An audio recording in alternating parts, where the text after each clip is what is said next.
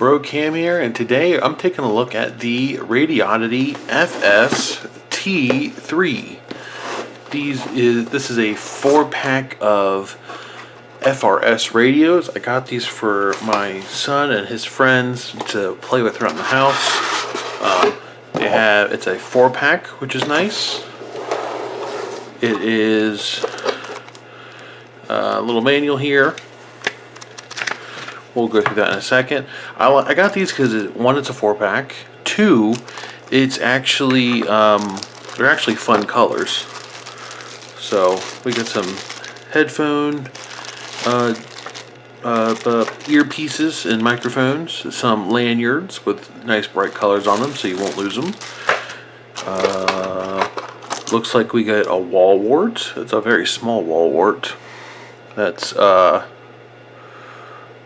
5-volt 1 amp, only 1 amp, so these aren't going to charge super quick, but that's fine.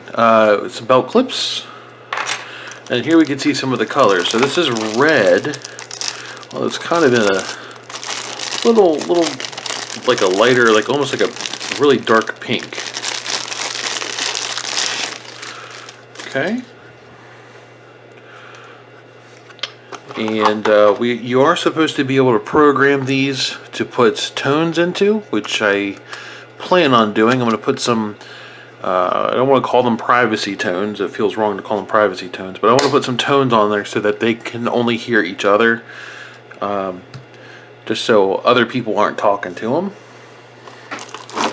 But the plan is I can at least monitor with one of my other radios, or my GMRS radio, you know, what they're saying and stuff. So somebody does figure out the tone or something like that, I can at least hear it. So there's our nice blue color. What is that? Oh, it's a piece of the plastic. Okay, we've got a cardboard divider.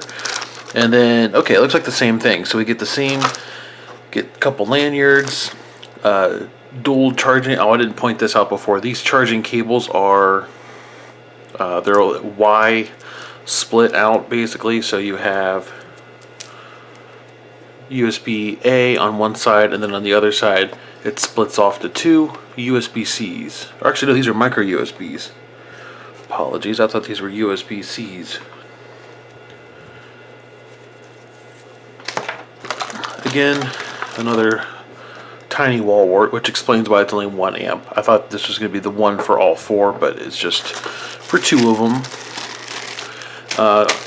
Headphones, earpieces. We get our belt clips again. And then the other 2 colors. This is yellow, I guess, is what we'll go with. We'll say yellow. It looks like you can just charge the battery, or looks like that's how you charge this, is just via directly the battery. So if you're only playing with 2 of them, then you could actually just use these 2 spare batteries. But yes, there's two, what am I saying 2 for? I don't know. Kind of rushing to make this video. Apologies. Kind of busy lately. But I wanted to check these out, so. And orange. And then just double check, nothing under there. Cool. Okay, let's put things we're not going to use, like these. Had the earpieces. We're not going to use those. And then I'll put the lanyards in here too. But we'll keep I'll put the wall warts. We have our own USB chargers, but I'll keep the cables out and the belt clips, and I'll put the belt clip on all of those. So here we have our 4 radios. I can count, I promise. I've put the belt clips on. They seem very cheap, but they also seem flimsy, which I think will work in their favor, but we'll see. I've got a feeling that these are all going to break off right here. So, especially with little hands grabbing them. So, we'll see how that goes. But for now, that's what we're going to do. These are really very basic FRS radios, which is why I liked them. The downside to how basic they are is that you cannot change a lot of settings on the radio. You have to do that in software on a computer and program it. Like, so things like CTCS tones, you can't do that from a radio. You have to do it on the computer. So what I'm going to do is, I don't know if these are chirp compatible, but I'm going to try chirp. If not, it looks like Radioddity's got their software, if you look in their manual, where you can go ahead and set every setting that you want. First thing I'm going to do, once I get it on there, is turn the voice off, because 2, 3, 4. That's just a little... 5. It's a little annoying to listen to.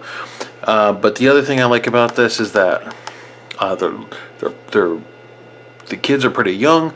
They're not necessarily going to know what channel to be on. What I like about this is that I can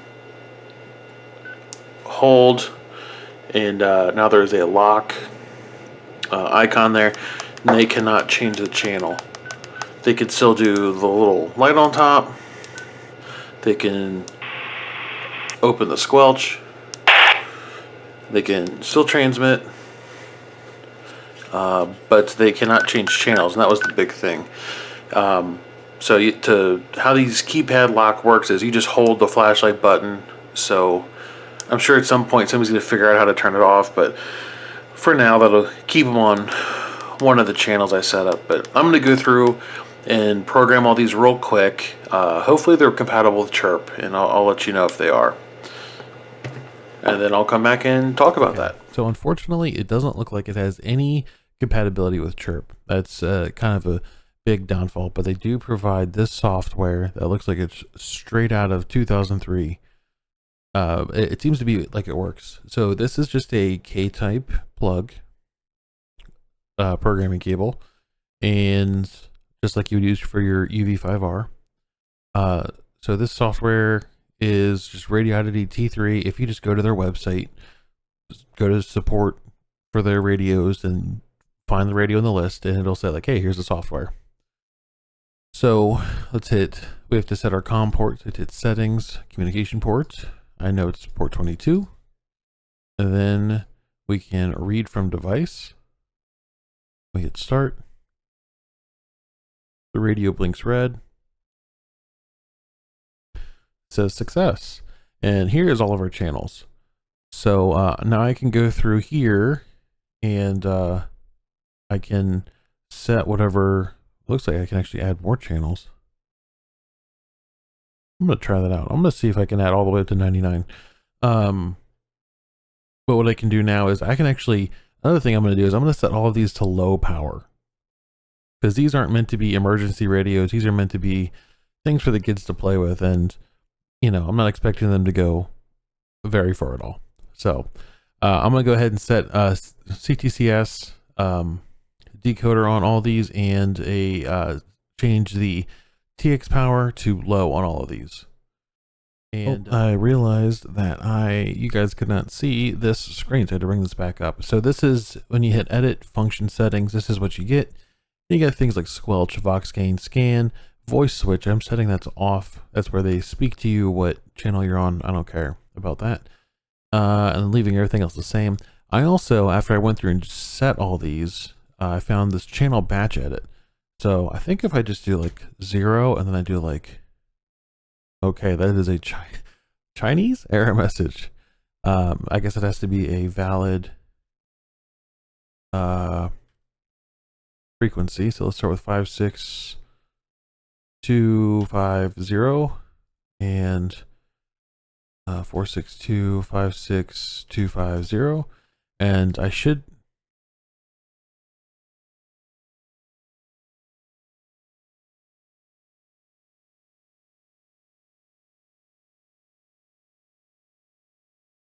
okay,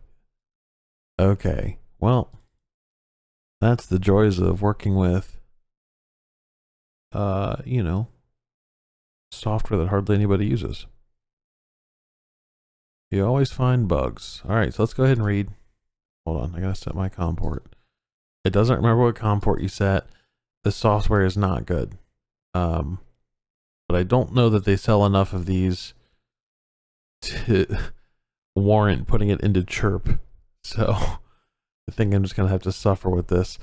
Okay, so let's try this again. So we're gonna go to function settings. I want voice switch off, and everything else is this is fine. I want to do channel batch edit, and it looked like it was looking for an integer. So I'm just gonna try putting 462 in there. 462. I want to make sure it's set to low power. I want CTCSS encoder set to, let's do, just do 250. Do the same thing here. 250. I don't know what this jump freak option means. But let's go ahead and say okay. And I'm assuming this is going to update all of these to these options. I don't know. Okay, it looks like it did it actually. So, well, no, it didn't change the power. Oh, it set them to wideband as well. Set them back to narrow. It's not changing the power. Did you see that? Hold on. Low. It sets it to high.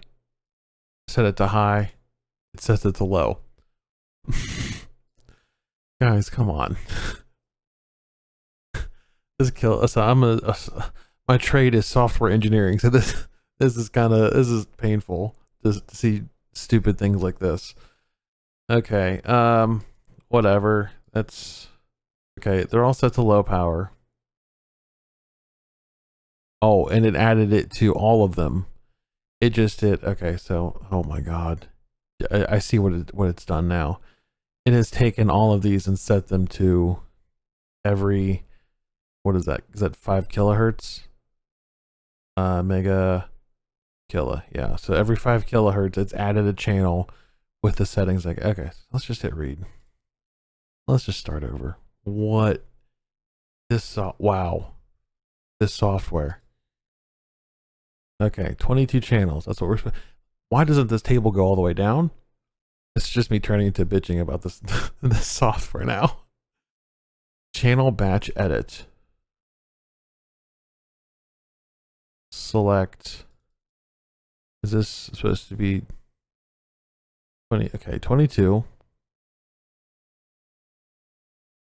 I don't want to even use this. I'm just gonna do it manually again. I'm gonna mess it up again. I'm not gonna fight with it.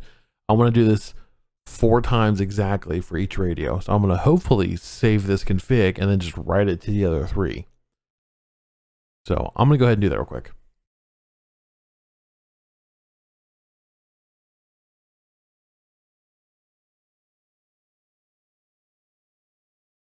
Okay, I did that. It only took me a couple seconds. So using that batch edit is not going to help at all. I am going to test really quick. I am going to put a channel all the way down here at 99.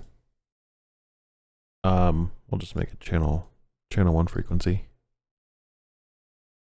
Because I just want to see if I can actually access those this channel. So was that 462.5250 or something like that? 56250. 56250. 56250. Okay. Tab. All right, and it adds all that for me. Okay, I'm gonna save this. I'm just gonna put it on my desktop for now. Oh my god, this type. You can't see it. XML, Chinese characters. Okay. FS-T3. Save. And let's write to COM22. Okay, so the volume's up. And he's still talking to me. 7, 8. Okay, so I guess I'll go flip that option and see if it turns him off. I want him to not talk to me. That's super annoying. Let's go all the way back to, okay, it does let you do up to 99 channels.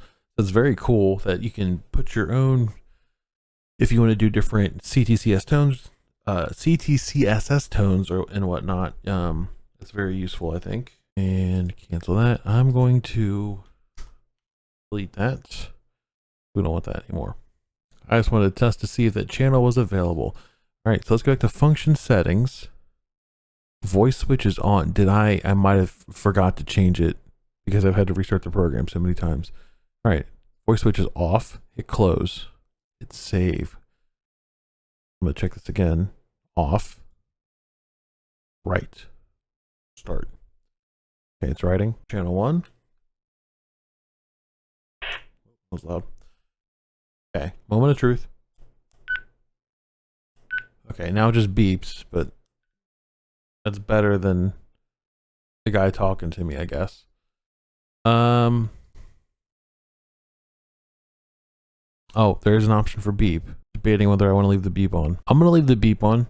I personally hate the beep, but somebody else picks it up, I want them to know that they hit a button. So everything should be set to low power. Everything has a CTCSS tone. And real quick, this is just kind of some nerd stuff. If you're wondering what the XML looks like for the saved image file, all the settings basically, this is what it looks like. It's just a bunch of Chinese characters in here, and then just some elements with some properties on them. So yeah, so that is what that is. I wonder if I can just put these into Google Translate. Okay, so basically this first one says channel parameter list, channel data, channel number,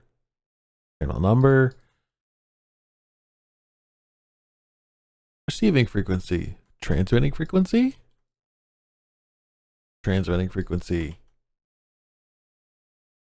sub audio decoding,